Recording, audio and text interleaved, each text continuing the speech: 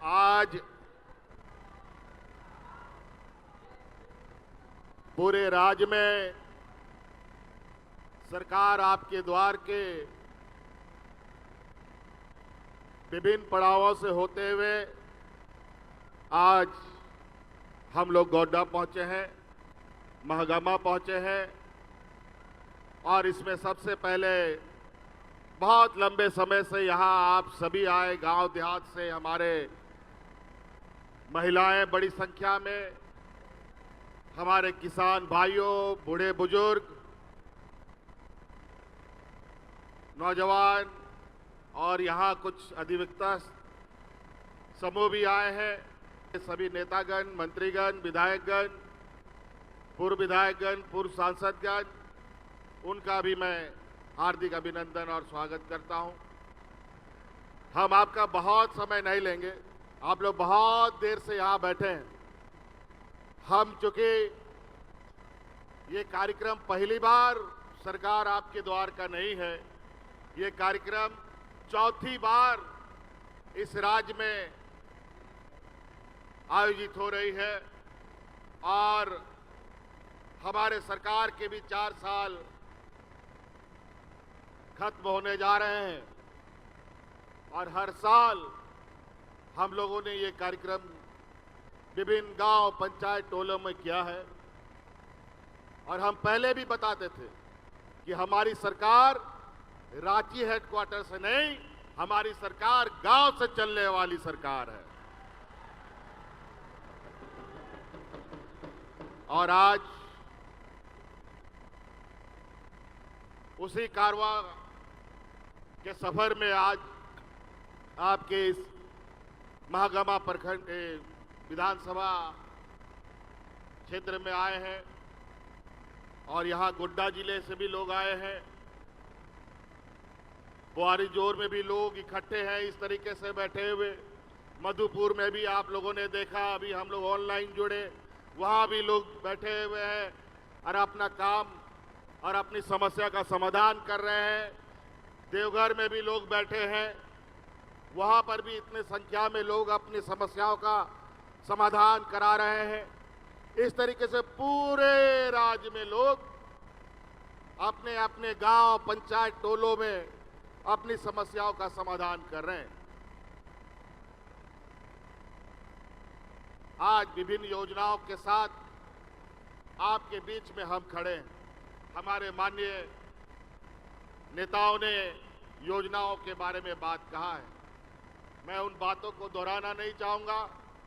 ये अब आपको महसूस करने की आवश्यकता है कि विगत 20 सालों में आपने क्या पाया और क्या खोया और विगत 4 साल में आपने क्या पाया और क्या खोया, इसका आकलन आपको करना है।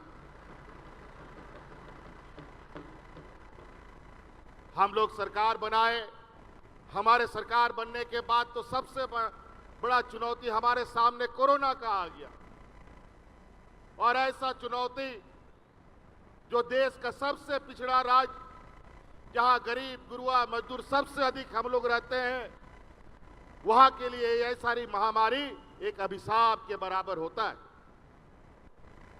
ऐसे हालात में हमारे यहाँ अच्छे अस्पताल नहीं, डॉक्टरों की घोर कमी, दवाओं की कमी और ऐसे स्थिति में कोरोना जैसा विश्वव्यापी महामारी कितनी बड़ी चुनौती हो सकती थी, आप अंदाजा लगा सकते हैं। इस कोरोना में हमारे अगल बगल राज्यों में लोग ऐसे मरते थे जैसे जानवर मरता हो, लेकिन इस गरीब पिछड़े राज्य में सरकार की सजगता, सरकार की संवेदनशीलता की वजह से यहाँ के राज्य में कोरोना कैसे आया और कैसे चला गया पता भी नहीं होने दिया। लेकिन इस चुनौती को पार करने के लिए मुझे बहुत बड़ा कीमत चुकाना पड़ा है। इस कोरोना की लड़ाई को, जंग को जीतने के लिए हमारे 2 मंत्री शहीद हो गए।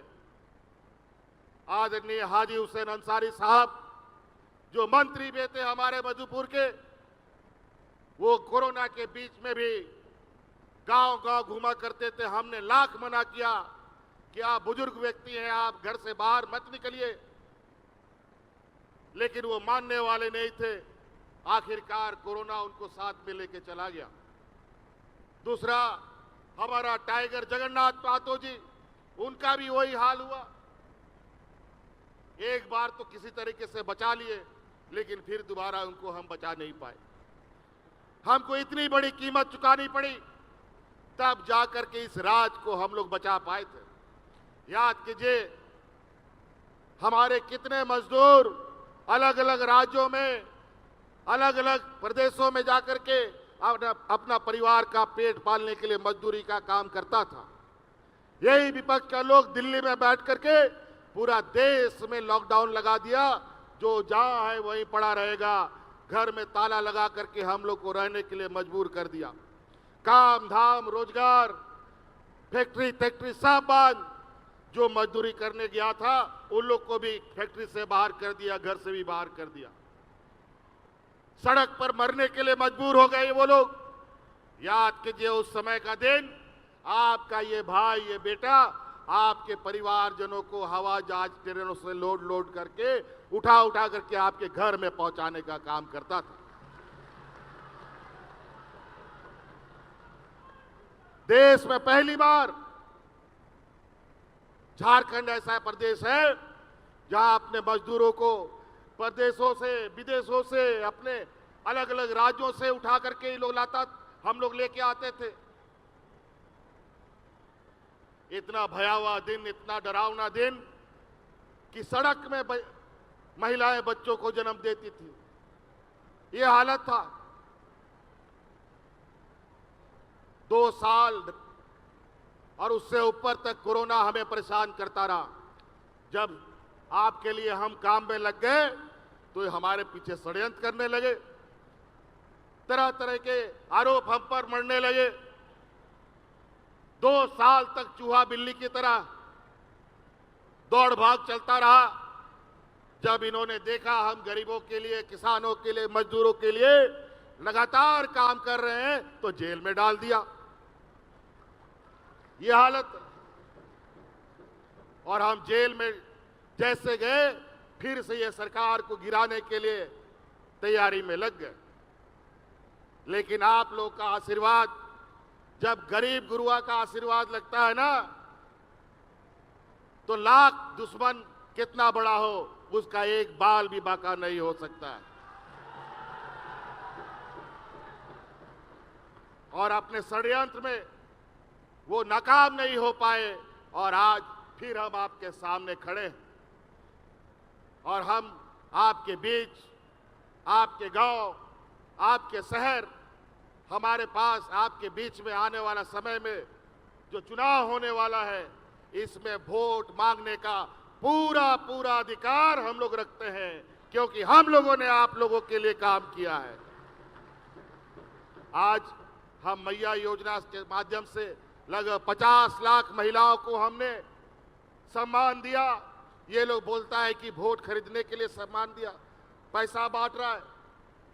आज भी मुझे मालूम है हमारे गांव में कई ऐसे परिवार हैं, गरीब गुरुआ लोग, अपना छोटा छोटा जरूरत के लिए, बीमारी के लिए, बच्चों को पढ़ाई के लिए महाजनों से कर्जा लेता है।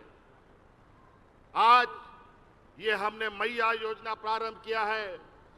आने वाला 5 साल के अंदर हर एक घर में 1-1 लाख रुपया पहुंचाने का काम आपका ये भाई और बेटा करेगा।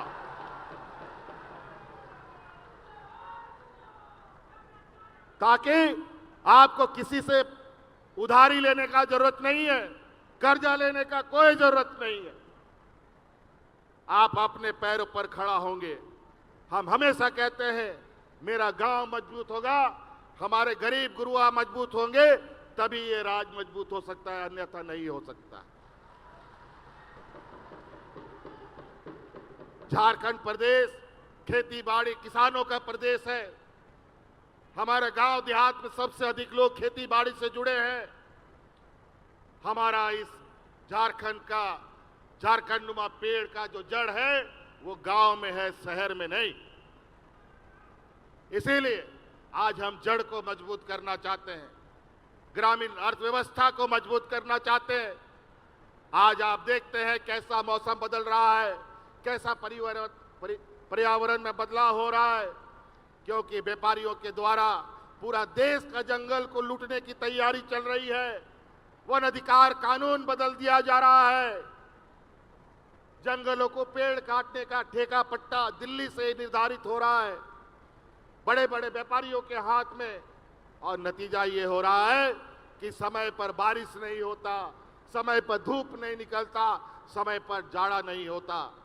आज इसीलिए किसानों के लिए भी धान गेहूं छोड़कर वैकल्पिक खेती की ओर हमने आगे हाथ बढ़ाया है, जिसके माध्यम से बिरसा हरित ग्राम योजना आपको लोग के लिए हम लोग लेके आए हैं, दीदी बाड़ी योजना लेके आए हैं, पशुधन योजना लेके आए हैं। और जो कमजोर किसान, जो कर्ज से दबा हुआ किसान है, उन किसानों का भी 2 लाख रुपया कर्ज वापस करने का हम लोगों ने कानून बना दिया।